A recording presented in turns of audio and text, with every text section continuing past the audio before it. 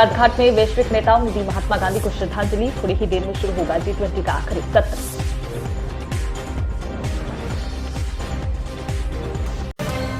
British PM Rishi Sunak ने अक्षरधाम मंदिर में की पूजा अर्चना, संतों से की मुलाकात।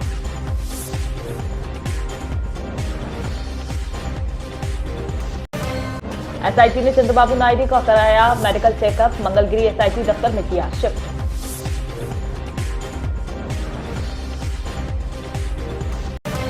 एमपी के अलीराजपुर में फूड पॉइजनिंग के बाद 22 बच्चे बीमार, hostel superintendent suspend.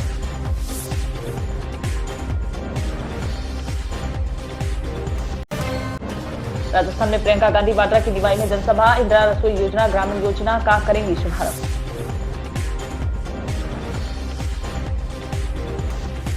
Uttar Pradesh के जनपद पीलीभीत के थाना गजरोला क्षेत्र से युवकों के साथ विदेश में नौकरी लगवाने के नाम पर ठगी हुई है।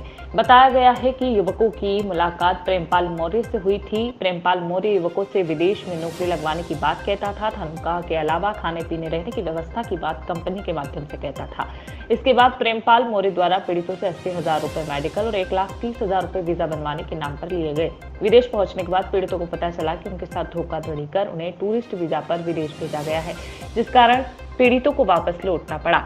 जब पीड़ितों द्वारा प्रेमपाल मौर्य से अपने पैसे की मांग की गई तो वह पैसे देने से साफ तौर पर इनकार कर रहा है। पुलिस में शिकायत करने पर जान से मारने की धमकी भी दी गई।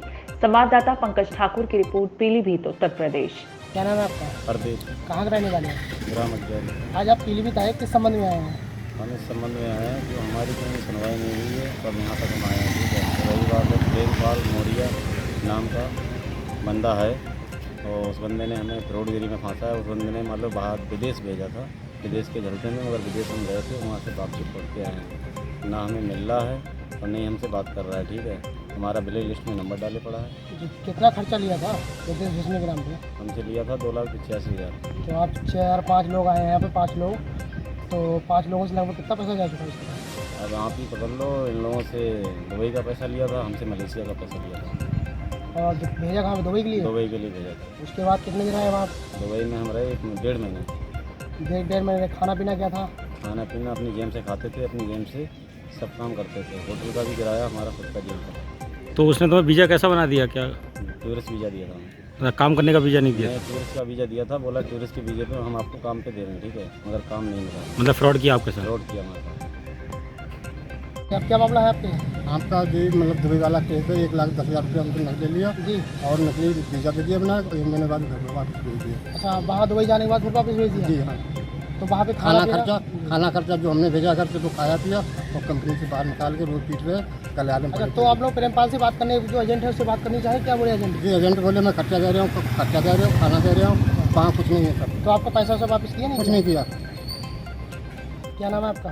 जी राम बहादुर। कहाँ के रहने वाले हो? मुरैदा कला। जी, क्या मामला है आपका? आप लोग जी मेरा लड़का था सुभाष चंद्र जी, उसे दुबई भेजा था हम लोगों ने और फ्रॉड करके हमसे ले गया 1,30,000 रुपये। आपने भेजा था? आपने किसी के द्वारा भिजवाया था? जी, एजेंट के द्वारा भिजवाया। क्या नाम है एजेंट का? प्रेमपाल। उत्तर प्रदेश की योगी सरकार जहां लगातार जीरो टॉलरेंस की नीति पर कार्य करने का जोर दे रही है, तो वहीं पीलीभीत का पीआरडी विभाग सरकार की इस नीति पर फलीता लगा रहा है। ताजा मामला जनपद के पीआरडी विभाग से सामने आया, जहां पीआरडी के जवान लगातार अपने साथ ही हो रही धन वसूली और प्रताड़ना की शिकायत मुख्य विकास अधिकारी, जिलाधिकारी से लेकर मुख्यमंत्री तक कर चुके हैं, लेकिन उनकी समस्या का समाधान नहीं हुआ, जिस वजह से वे पीआरडी के जवान अपने आप को ठगा महसूस करते हैं। गौरतलब है कि इन जवानों को एक दिन भुगतान के लिए सिर्फ 395 दिया जाता है, जिसमें घर का खर्च बेहद मुश्किल है। इन जवानों ने पीआरडी विभाग द्वारा डाटा फीडिंग के नाम पर जो सुविधा शुल्क लिया जा रहा है, उसके मामले भी सामने रखे हैं। पीआरडी के शिकायतकर्ता जवानों का कहना है कि उनसे डेटा फीडिंग के नाम पर 5,000 से 10,000 तक की वसूली की गई है। जनपद के 16 पीआरडी जवानों ने न्याय की गुहार लगाई है। देखिए संवाददाता पंकज ठाकुर की रिपोर्ट, पीलीभीत, उत्तर प्रदेश। क्या समस्या है आपकी? समस्या ये है, मैं पीआरडी जवान हूँ। मैं कागज लेके गया, मेरे कागज फेंक दिए डीओ साहब ने। 5,000 हेमंत को दे दिए, 5,000 डीओ साहब ने ले दिए, फिर भी कोई काम नहीं हुआ। 2 साल से ड्यूटी नहीं मिली अभी तक। अच्छा, जो आपके साथी आपके साथ में हैं, मतलब उनकी ड्यूटी लग रही है क्या? हाँ, बराबर चल रही है। आपको 2 साल से कोई भी ड्यूटी नहीं मिली ड्यूटी है? भी नहीं दिया, मेरा काम भी नहीं दिया, रजिस्ट्रेशन कुछ भी नहीं। पैसे किसको दिए थे आपने? DO साहब हैं, हेमंत हैं, पूरनपुर। किस काम के लिए दिए थे? काम के लिए, मेरा काम हो जाए। अच्छा, दुश्मन तो बलवीर सिंह। क्या समस्या है आपकी? अरे समस्या क्या सर, पूरा 18 महीना हो गया घर बैठे। DO साहब आजकल करके अब कह रहे हैं कि नहीं करूँगा, कहीं भी शिकायत कर लो। और वजह क्या है जो आप मतलब इतनी शिकायतें करी हैं आपने? वजह हमारे नाम से किसी और ने शिकायत की थी, उन्हें हमारे खिलाफत मान रहे, कागज़ सब ओके हैं, सब कागज़ ओके, फिर हम शिकायत की वजह से अब जब कि हमने लिख के भी दे दो कि हमने शिकायत नहीं करी, आप कोई भी शिकायत नहीं की, लेकिन बुराई मान रहे इसलिए हमारा नहीं कर रहे हैं। लेकिन फिर आपका नहीं करा, आपने शिकायत करी थी कहीं इसकी क्या? हाँ, DM साहब को पत्र डाला। अच्छा, फिर आपको कोई 8 जवाब? अगस्त को जी, कोई जवाब मिला है उसका? जवाब अभी तो नहीं मिला। यही कह रहे थे कि वो नहीं करेंगे, कहीं भी शिकायत कर लो। किसने कहा? DO Arvind Kumar Kushwaha. Sir, data feeding के नाम पर PRD जवानों ने शिकायत की कि 1000 से 10,000 रुपये की यहाँ पे सुविधा शुल्क मांगा जाता है, क्या है पूरा मामला? डाटा फीडिंग में इस समय स्थिति ये है कि करीब 30 जवानों का डाटा फीड होना शेष रह गया है। और यहाँ संदेह ये हुआ शासन को कि कुछ जन्मतिथि वगैरह बदल करके कागज़ लगाए जा रहे हैं, इसलिए उन्होंने पहले अंडर एज की सूची मांगी है ताकि बार बार इसमें कोई बदलाव न कर सके। और हमसे ये कहा गया है कि पहले आप सारे कागज़ इनके देख लीजिए, पुष्ट हैं कि नहीं, वेरीफाइड हैं कि नहीं, इसके बाद हमें सूची बना के भेजिए और तब हम डाटा ओपन करेंगे, तब आप फीड कर पाएंगे। क्योंकि इस समय लगभग 1.5-2 महीने से डाटा फीडिंग नहीं हो पा रही जवानों की, इसलिए उनको ये लग रहा है कि जो लोग पैसा देते होंगे उनका हो जाता होगा, इसलिए वो इस तरीके की शिकायत कर सकते हैं। दूसरा है कि यहाँ पे जो वर्तमान में जनपद पीलीभीत में शहर में निवास करते हैं और उनका जो ज्वाइनिंग है वो गांव के संबंधित है, गांव के नाम से, तो सर इस मामले में क्या कार्रवाई की जाएगी? ये मैं शुरू से बात का उल्लेख करना चाहूँगा कि ये 85 में शायद पहली बार ट्रेनिंग कराई गई जवानों की, और इसके पहले जवानों की ट्रेनिंग नहीं कराई जाती थी। डिपार्टमेंट तो 48 का है, इसके पहले वो शुद्ध रूप से स्वयंसेवक थे, और जब ट्रेनिंग होने लगी तो उनको स्वयंसेवक के साथ साथ जवान भी कहा जाने लगा। शुरुआत में ये बहुत ज़्यादा क्लियर नहीं था कि जवान शहर का लेना है या गांव का लेना है या कितनी उम्र का लेना है, तो उस समय हो सकता है कि कुछ अधिकारियों ने इसको गौर न किया हो। भारत जोड़ो यात्रा के 1 वर्ष पूर्ण होने पर मध्य प्रदेश कांग्रेस IT एवं सोशल मीडिया सेल बुरहानपुर में रक्तदान शिविर का आयोजन किया गया। कांग्रेस पार्टी के पूर्व राष्ट्रीय अध्यक्ष राहुल गांधी द्वारा निकाली गई भारत जोड़ो यात्रा के 1 वर्ष पूर्ण होने के अवसर पर कांग्रेस IT और सोशल मीडिया सेल के कार्यकर्ता एकजुट हुए।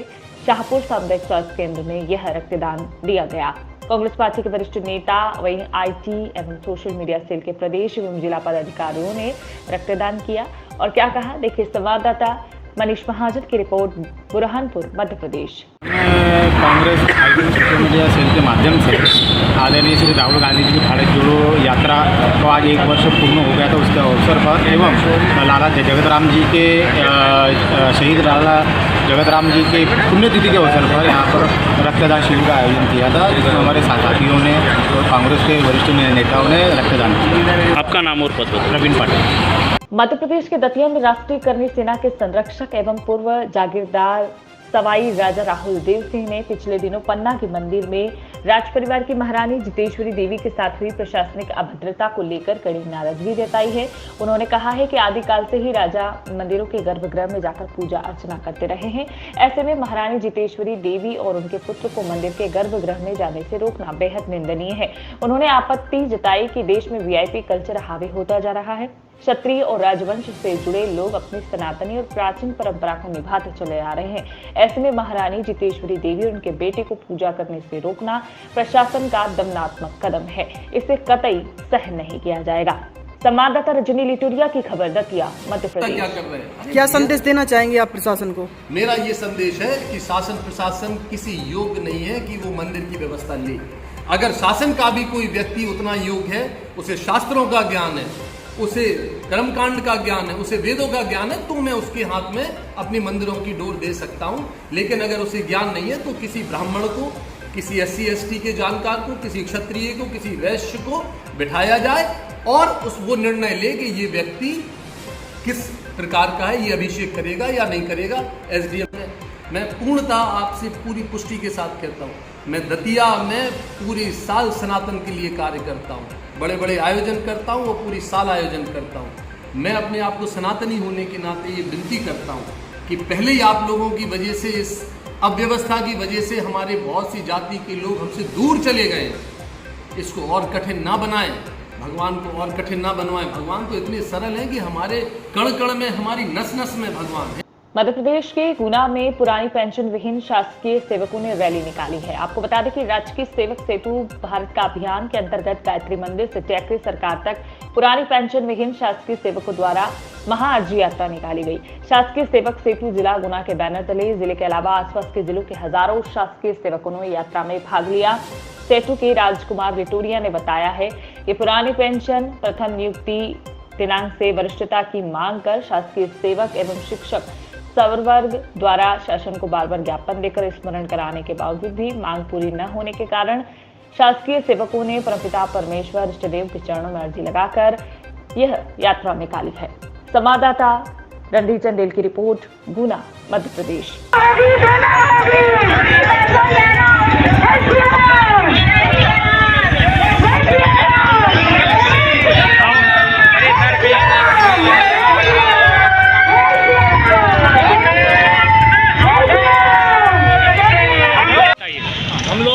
शासकीय सेवक सेतु के सभी कार्यकर्ता हैं और हम लोगों ने पेंशन के लिए एक अर्जी यात्रा का एक आह्वान रखा है और हम प्रभु के चरणों में श्री हनुमान जी से अर्जी लगाकर ये विनती करने जा रहे हैं, हे भगवान, हे हनुमान जी, हम सबकी बुढ़ापे की लाठी हमको दे दो, हमको पेंशन दे दो, जिससे हमारा परिवार और हम बुढ़ापे में पूर्ण सुखी रहें। भगवान से यही हमारी प्रार्थना है। हमने शासन से, सरकार से बहुत बार निवेदन हमने कर लिया, इसलिए हमें अब सरकारों की सरकार के पास आने को मजबूर होना पड़ा है और सरकारों की सरकार हमें जरूर पेंशन देगी, कि हमें आता ही नहीं, पूर्ण विश्वास। क्या नाम आपका? राजकुमार लिटोरिया।